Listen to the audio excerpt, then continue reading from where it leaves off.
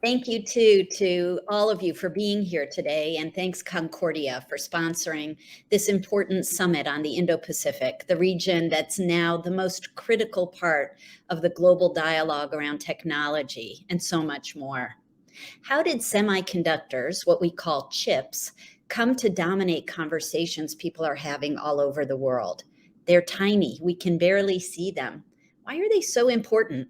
Today, I want to discuss the current semiconductor shortage worldwide and the ways that allied countries are coming together to look for solutions to what started as another pandemic-related challenge, but is quickly becoming a crisis.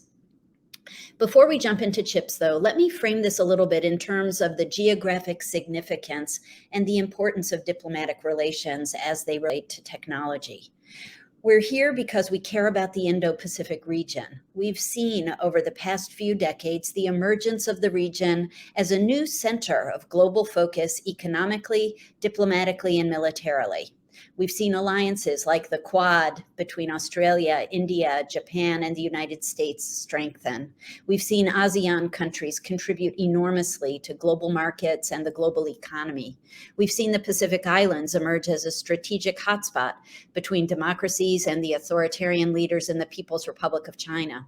We've seen Taiwan take center stage, both because of its commitment to democratic values and also because of encroachments into its air and sea space by the People's Liberation Army.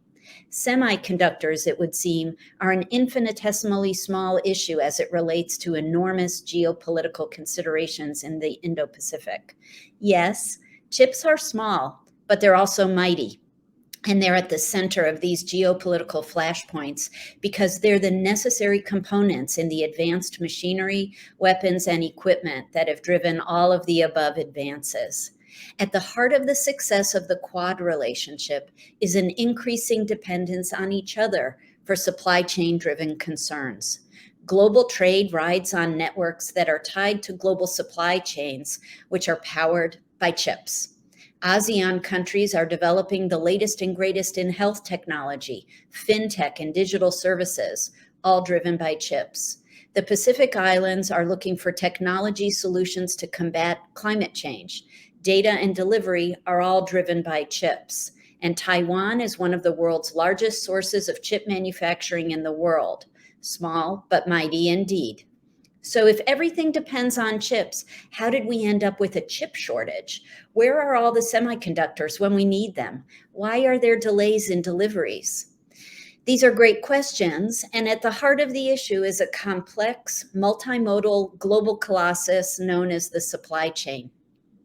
We ran into a chips shortage due to imperfections in the global network that covers everything from critical mineral extraction to chip manufacturing to packaging to shipping to transportation to integration to final products. And there are a number of steps that I left out because the supply chain is just so long, so complex. We learned during COVID that one glitch along any step of the supply chain has global repercussions for the manufacturing industry. In free market societies, business is driven by market demand.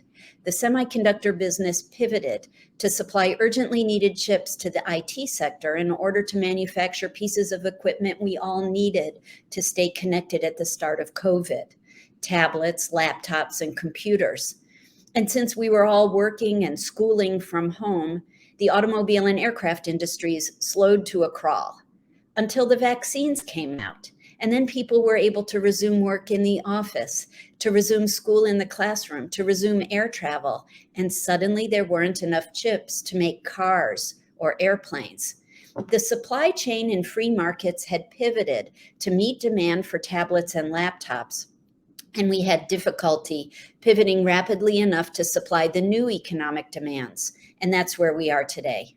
There aren't enough chips in general for consumer demand around the world. And the supply chains were additionally impacted by the People's Republic of China adding a new wrinkle and disrupting supply chains further by threatening Taiwan militarily, by mounting an aggressive economic attack on Australia, and by pressuring countries in the Indo-Pacific and around the world to choose sides in a mounting competition with the United States. So let's delve a little bit into the supply chain and take a look at where we stand and where there are opportunities to make the supply chain more efficient. Key to this conversation, of course, is the Indo-Pacific region, particularly diplomatic and trade relations within the region and outside of it. Where is the supply chain located and what flows along it? Well, it's everywhere, and virtually everything flows along a global supply chain these days. And the supply chain is enabled by semiconductors. A shortage of semiconductors cuts to the heart of global commerce, global trade, and global prosperity. Add to the already destabilized supply chain the politically motivated and destabilizing moves by the People's Republic of China, and you have a recipe for global economic disruption that can impact the world as much or far more than the pandemic itself. This is where we need to start thinking about a new type of diplomacy, something I refer to as techno-statecraft. It's a new category in the global diplomatic toolkit, and it puts technology at the forefront of our diplomatic agenda. Many of our allies already practice a form of techno-statecraft. Israel refers to it as innovation diplomacy. Estonia has been practicing techno-statecraft ever since a Russian denial of service attack in 2007 impacted everything in this small country whose economy is 96% online. The United States and its allies in the Indo-Pacific are waking up to the challenges emanating from authoritarian regimes as well as from rogue actors around the world. And they're learning that techno-statecraft is the rules-based democratic approach that must be taken in diplomacy.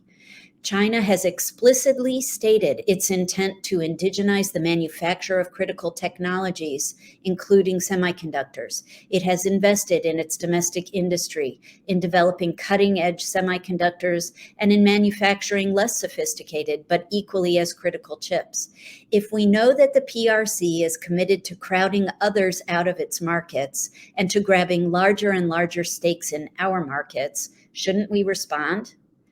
Leaning into the technologies and technology products that have been invented in allied countries is key to this new category of diplomatic engagement. Relying on allied governments and companies in those countries is key. Companies like TSMC and Samsung, MediaTek and ASML, and so many others. Markets will look for any efficiencies available, and it's clear that efficiencies come through trade and diplomatic solutions. There's been a huge cry in the US for us to reshore our supply chain. Political support for onshoring has reached fever pitch in certain political campaigns and in communities that have been hard hit by COVID and by shortages.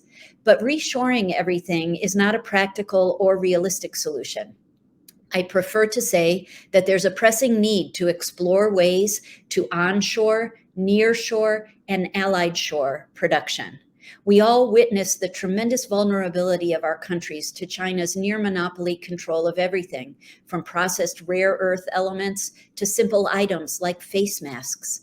Policymakers should spend less time focused on reshoring and more time on solutions that allow American and allied firms to control logical portions of the manufacturing process. We should take Chinese leaders at their word and wake up to their plans to dominate markets. And we should respond through enhanced alliances, especially in the Indo-Pacific. So what's the recommendation coming out of this discussion? I think a key recommendation is that we need to make markets more, not less interdependent. We need to pick and choose the interdependencies strategically, and then we need to find ways to help those markets avoid holdups. Currently, the Biden administration is concerned that China could intentionally hold up the production of items that require, for example, critical minerals. But I think the answer is not necessarily to bring production of those minerals home. Bolstering trade ties with our allies, not eliminating them, is an alternative answer to creating a more resilient and ultimately more dependable supply chain. Securing the supply chain for chips will require a variety of approaches, but here's the good news. When it comes to innovation, there's no single country that has a monopoly on that. Great ideas and great technologies are created daily, everywhere in the world. The very nature of international relations has been transformed in our lifetimes, almost before our eyes. It's no longer enough for diplomats to talk only about arms control or treaties or international justice. Those are still important, of course, but diplomats are now on the front lines of technology as a foreign policy and national security concern, right alongside their partners in manufacturing, mining, technology, and finance. And it's so exciting. For many, this can be daunting. I've heard a number of diplomats say things like, I didn't study engineering, or semiconductors are the purview of technologists, not diplomats. I push back. I hope you will too. Semiconductors have now become part of our everyday conversations. We talk about the global chip shortage at home and at work. We blame it for everything from the stockouts of popular gaming systems to the sky-high prices for new and used cars to the new concern that Christmas presents might not arrive in time for the holiday. I'd say that these everyday conversations are not just the purview of technologists anymore. American diplomats' jobs are to promote American interests around the world. The same is true, of course, for diplomats from every country. They have to promote their country's interests. COVID brought the world together in a remarkable way. By relying on our friends and allies, by building resilience into global supply chains from everything from food to medicine to building materials to supercomputers, we're practicing techno-statecraft every day. The sooner we recognize how much we depend on strong relationships in the Indo-Pacific region, the more resilient our countries and our citizens will be. Thank you so much for having me here today.